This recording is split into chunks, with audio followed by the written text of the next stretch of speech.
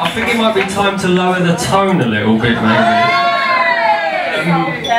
But I'm going to start with saying what a beautiful setting this is for a wedding of this magnitude. Not only the venue, but also the part of the world. I think a lot of us have been blown away by just how welcoming, the welcoming nature of the locals, and I think we've just all had a really lovely time. So thank you for doing it out here, despite the weather. Before I crack on, I'd like to also give a shout out to the 7 stunning bridesmaids. I've had the pleasure of a lot of their friendships for many years now, and I can assure you they're all as beautiful on the inside as they are on the out. So thank you, bridesmaids, your contribution has been invaluable. Smooth, right? Smooth. They are obviously rightly outshone by our beautiful blushing bride, Deborah. For men everywhere, it is a sad day, as another beauty is permanently taken off the market. For the ladies, today is just another day.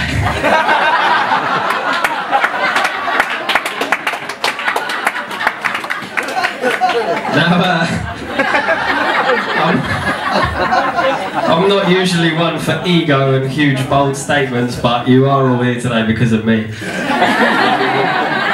Unlike most best men who only know the bride by virtue of her being his mate's missus, I've had the pleasure of both their friendships for many years now, and it's an incredible feeling seeing two of your best friends marry each other, having introduced them myself. So I'd like to offer you both my deepest congratulations, and thank you, Jamie, for the huge honour of making me your best man. I'm going to do everything I can in the next few minutes to make you strongly regret that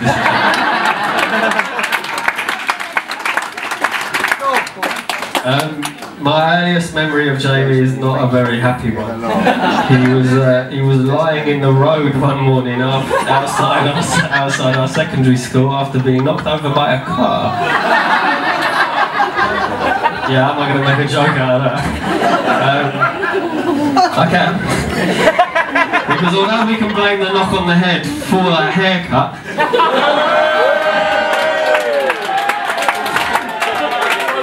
thankfully enough brain cells were retained for him to know that marrying Debs all these years later would be a good idea. As mentioned several times tonight, it was about 8 years ago. I was on my way to a party at my friend Deborah's house, and I needed a lift. My mate Jamie had a car, so I invited him.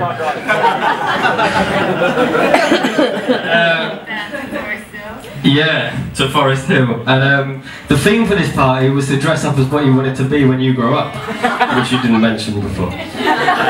I dressed as a clown, and Jamie turned up in full lederhosen with breeches, braces, a hat, knee-high socks with bells tucked in. I was and still am completely clueless.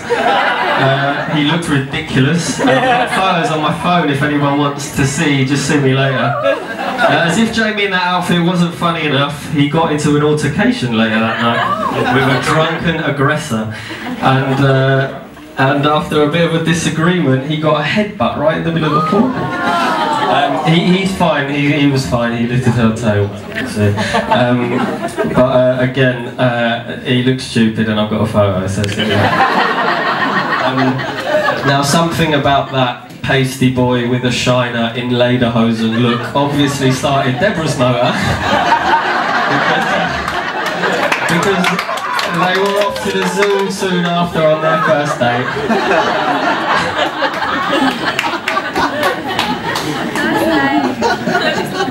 8 years ago today, I believe. Jamie's always kind of been regarded as one of the more sensible members of the gang, which is exactly what you'd expect of someone who'd spent much of his teens working as a librarian. People know that. He wasn't proud of it either because he made his mum and dad lie to everybody about his whereabouts when they came knocking. We know you weren't playing football with your wrestling mates.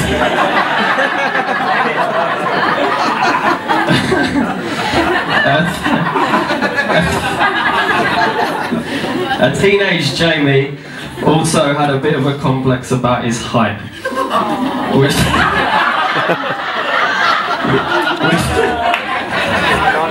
which was made all too clear one night when he wasn't allowed to go to a gig he wanted to go to back in his goth days. There were goth days. He threw a massive tantrum, and in that tantrum he yelled at his mum, "It's because I'm not tall enough, isn't it?"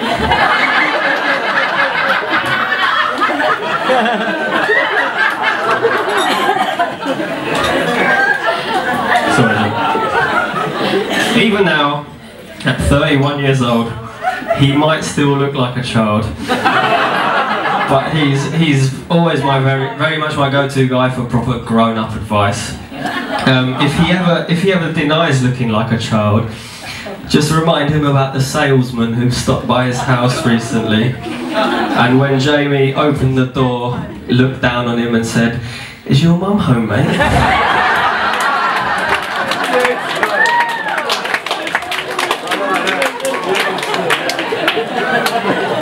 It gets worse. It gets worse. Now, I'm told that ex-girlfriends are a bit of a no-go area for a best man speech. You know, which is a shame as that's mine cut short by about 3 seconds.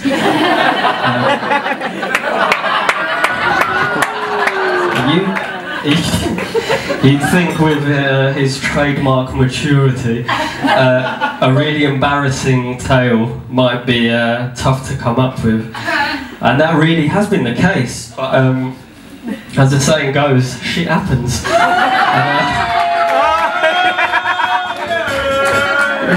Quite literally.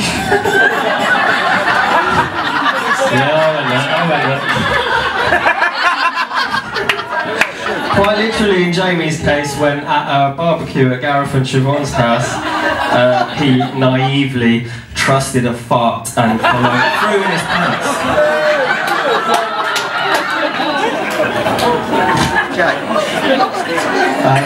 I'm so sorry about it. Right, so you gotta forgive me for reading this part out word for word, but this story is so good that I really didn't want to miss a single detail. Drop this. Right. So, as you can imagine, seriously panicked, a pale, sweating Jamie hobbled gingerly to the bathroom for what would clearly be an extensive clean-up operation.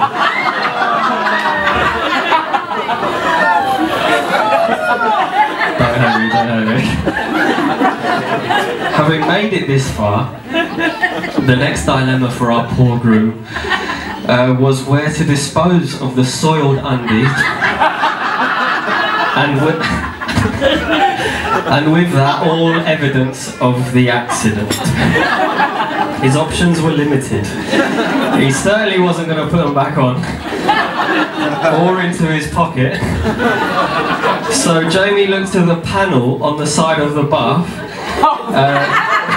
which he pulled back and proceeded to stuff the pants behind to buy himself some much needed thinking time.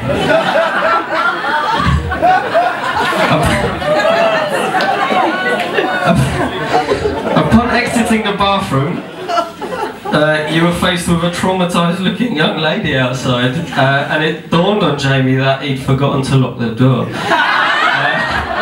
To this day, nothing has been said between them, and no one is any the wiser as to what was or wasn't seen, but she has never quite been the same.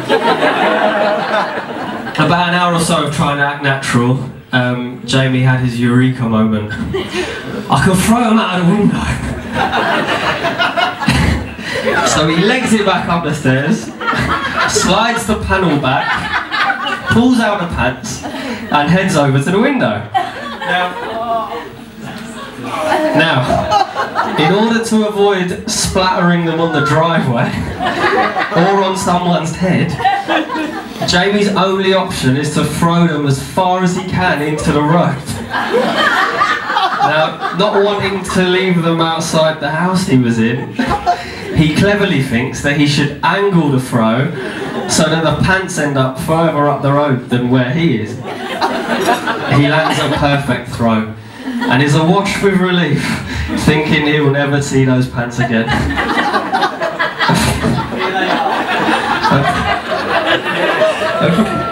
A fresh and relaxed Jamie re-enters the party and carries on enjoying his evening.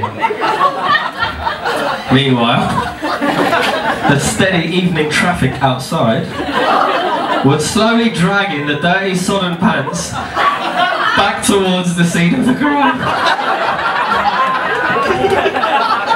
They were coming back to haunt him. And there they were, just as he and Deborah were leaving, where they started, before Jamie's eyes, in the road right in front of the house. Sorry, Jamie. Sorry.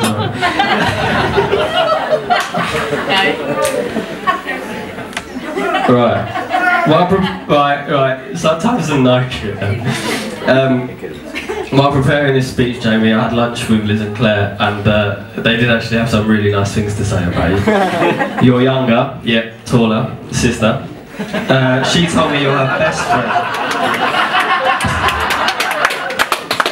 She told me you're her best friend, and a total legend. She said whether it's a laugh and some banter she's looking for or something more serious, you're always there making time for her no matter what. Your mum said that when she was once asked how to describe her ideal son, she could do nothing but honestly say that she would not change a single thing about you.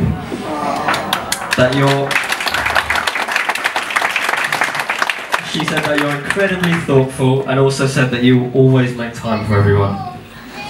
There is no joke.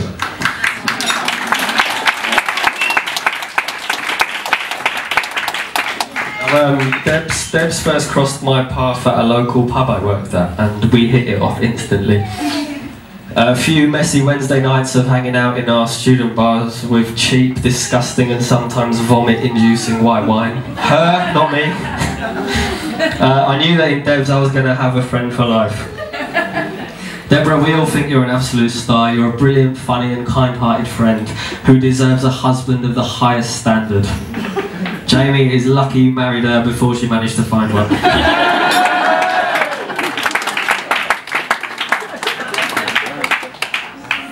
Last month, a few of us boys went to Barcelona on a little weekend stag trip, and we planned this tour of the Nou Camp Stadium, which sort of fell through. We turned up late. To try and make up for that, and as a little memento of the trip, we got you this Barcelona shirt. Right here. Described his relationship with Deborah to me as winning the jackpot in the love lottery.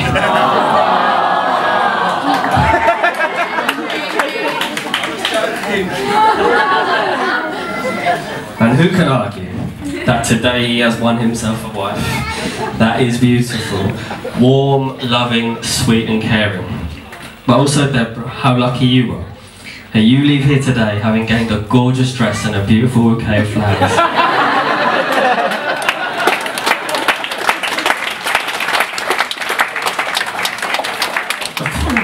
But in all seriousness, Jamie, you've been one of my best pals my whole adult life, and I really couldn't be happier about all this. I really do wish you and Debs nothing but the best for the future. You're a unique and perfectly matched couple, and I hope you lead a very long, happy and healthy life together. I think I speak for all of us when I say that, and I thank you for inviting us all to share in this wonderful special occasion.